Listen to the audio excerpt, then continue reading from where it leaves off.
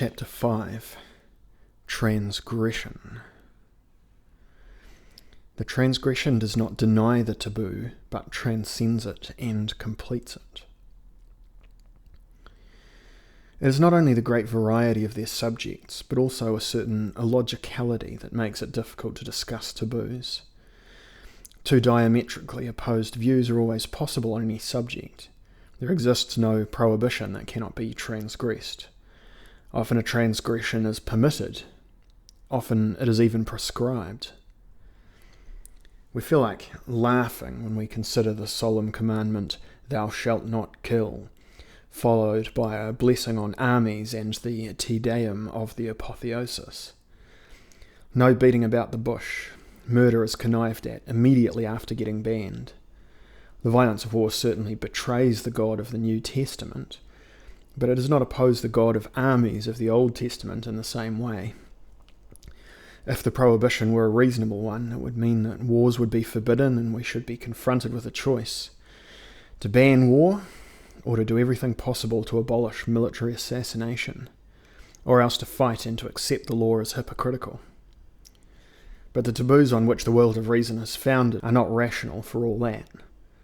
To begin with, a calm opposite to violence would not suffice to draw a clear line between two worlds. If the opposition did not itself draw upon violence in some way, if some violent negative emotion did not make violence horrible for everyone, reason alone could not define those shifting limits authoritatively enough. Only unreasoning dread and terror could survive in the teeth of the forces let loose. This is the nature of the taboo which makes a world of calm reason possible, but is itself basically a shudder, appealing not to reason but to feeling, just as violence is. Human violence is the result not of a cold calculation, but of emotional states, anger, fear, or desire. We have to take into consideration the irrational nature of taboos if we want to understand the indifference to logic they constantly display. In the sphere of irrational behaviour we are reviewing, we have to say, sometimes an intangible taboo is violated, but that does not mean to say that it has ceased to be intangible.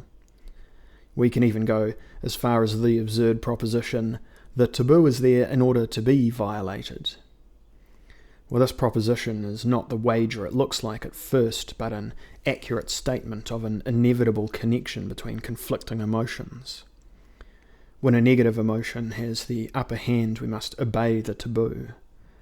When a positive emotion is in the ascendant, we violate it. Such a violation will not deny or suppress the contrary emotion, but justify it and arouse it. We should not be frightened of violence in the same way if we did not know, or at least obscurely sense, that it could lead us to worse things. The statement, "the taboo is there to be violated," ought to make sense of the fact that the taboo on murder, universal though it may be, nowhere opposes war. I am even convinced that without the prohibition, war would be impossible and inconceivable. Animals, recognizing no taboo, have never progressed from the fights they take part in to the organized undertaking of war. War, in a way, boils down to the collective organization of aggressive urges. Like work, it is organized by the community. Like work, it has a purpose. It is the answer to the considered intention and those who wage it. We cannot say, therefore, that war and violence are in conflict. But war is organized violence. The transgression of the taboo is not animal violence. It is violence still, used by a creature capable of reason, putting his knowledge to the service of violence for the time being. At the very least, the taboo is the threshold beyond which murder is possible, and for the community, war comes about when the threshold is crossed. If transgression proper, as opposed to ignorance of the taboo, did not have this limited character, it would be a return to violence, to animal violence. But nothing of the kind is so. Organised transgression, together with the taboo, makes social life what it is. The frequency and the regularity of transgressions do not affect the intangible stability of the prohibition, since they are its expected complement.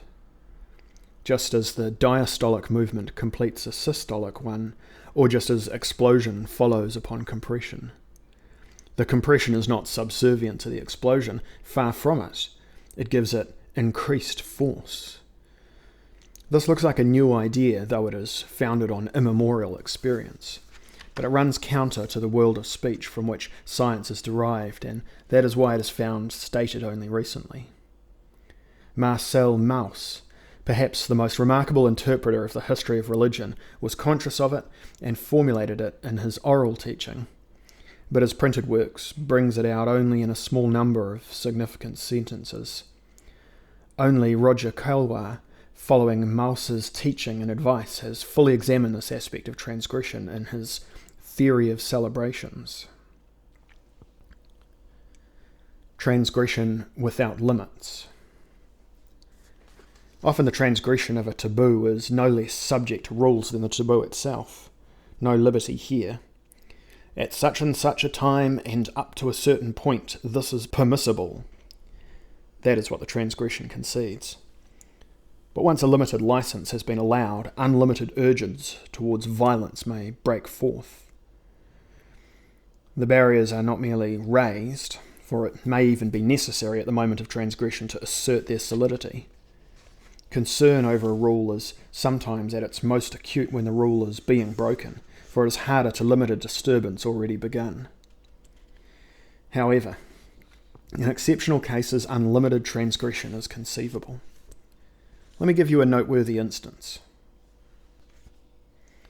It can happen that violence overreaches the bounds of the taboo in some way. It may seem, that once the law has become powerless, there is nothing to keep violence firmly within bounds in the future. Basically, death contravenes the taboo against the violence which is supposedly its cause. Most frequently, the subsequent sense of rupture brings in its wake a minor disturbance which funeral rites and festivities with their ordered ritual, setting bounds to disorderly urges, are able to absorb. But if death prevails over a sovereign whose exalted position might seem to be a guarantee against it, that sense of rupture gets the upper hand and disorder knows no bounds. Caillois has described the behaviour of certain oceanic peoples. When social and natural life, he says, are summed up in the sacred person of a king, the hour of his death determines the critical instant and looses ritual license. This license corresponds closely with the importance of the catastrophe. The sacrilege has a social nature. It is committed at the expense of the kingship, the hierarchy, and the established powers. No hint of resistance is ever offered to the frenzy of the people. This is considered as necessary as obedience to the dead man was. In the Sandwich Islands, the people, on learning of the king's death, commit all the acts looked on as criminal in ordinary times. They set buildings on fire, they loot and they murder, while women are expected to prostitute themselves publicly. In the Fiji Islands, the consequences are even more clearly defined. The death of the chief gives the signal for pillage. Subject tribes invade the capital and indulge in every form of brigandage and depredation. Yet these transgressions still constitute a sacrilege. They break the rules that were in force yesterday, and which will be restored tomorrow, sacred and inviolable. They appear, in fact, as major acts of sacrilege. It's noteworthy that the disorder takes place during the critical period of decay and degradation represented by death, during the time when its active and contagious virulence is in full swing. It ends when all the rotting flesh has finally disappeared from the royal corpse, when nothing is left of the remains but a hard, clean, incorruptible skeleton. The mechanism of transgression is manifest when violence is let loose in this way.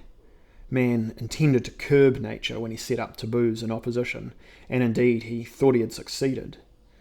When he confined the violent urges of his own nature within bounds, he thought he had done the same for the violence in the world outside himself. But when he saw how ineffectual was the barrier he had sought to set up against violence, the rules he had meant to observe himself lost their significance. His suppressed urges were unleashed, and thenceforth he killed without hesitation. ceased to control his sexual exuberance, and feared no longer to perform publicly and unrestrainedly acts which hitherto he had only performed in private. As long as the king's body was given over to an active decomposition, the whole of society was under the sway of violence. The barrier that had not saved the king from the ravages of death could not withstand the excesses that constantly endanger the social order. No well-defined rules order these major acts of sacrilege given free rein by the death of the king. But when nothing remains of the dead man but the clean bones, this chaotic reign of license comes to an end. Even in this extreme case, transgression has nothing to do with the primal liberty of animal life.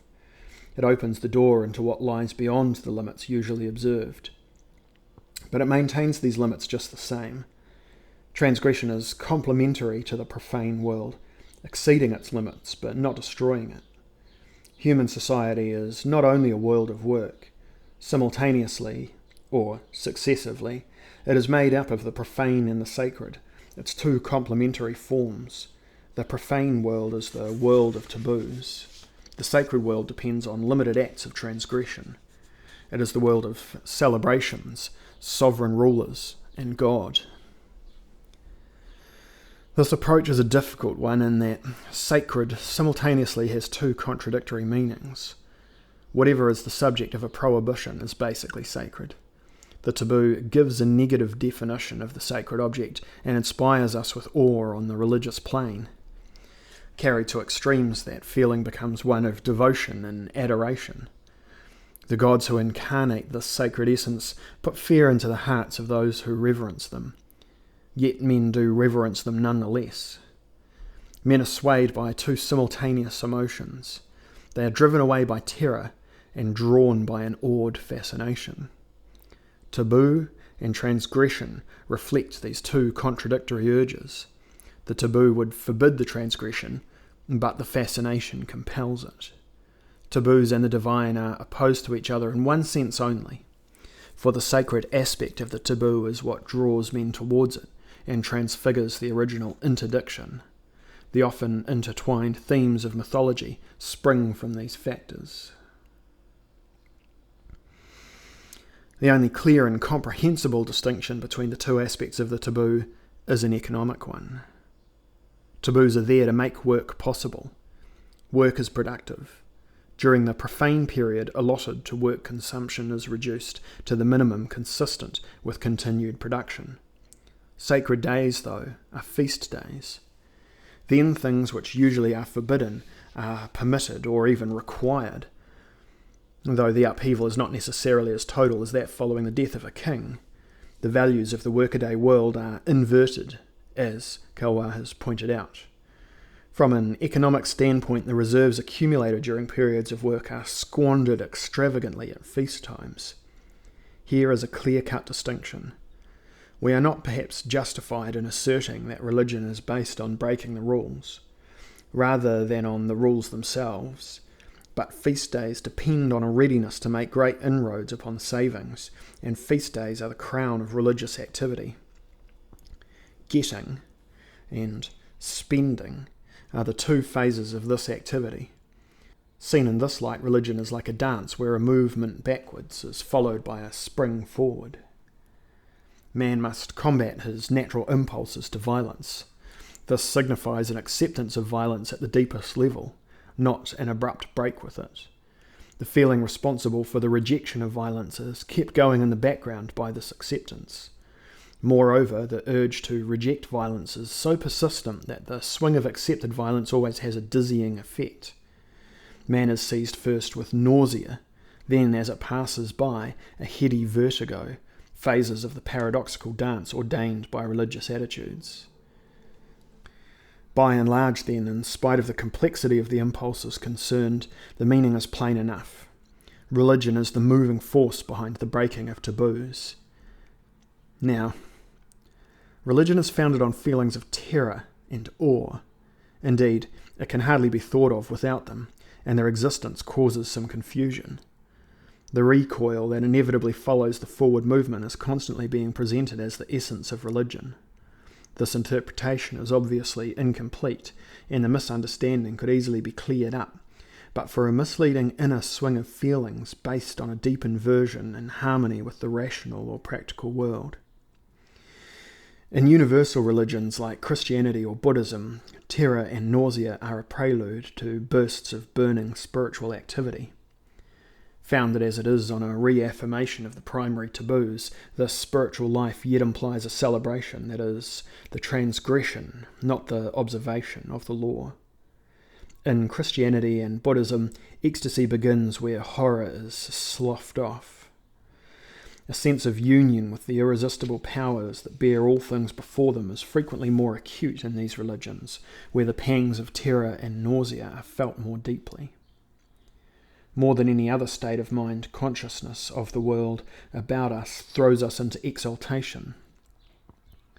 This does not mean that we feel an emptiness in ourselves, far from it, but we pass beyond into an awareness of the act of transgression. In order to define the nature and implications of transgression, rather than less complex cases, I shall describe the peaks reached by overwhelming religious experience, Christian or Buddhist, where acts of transgression are accomplished. First, however, I must turn to a less complex form of transgression. I shall speak of war and sacrifice, and then of physical eroticism.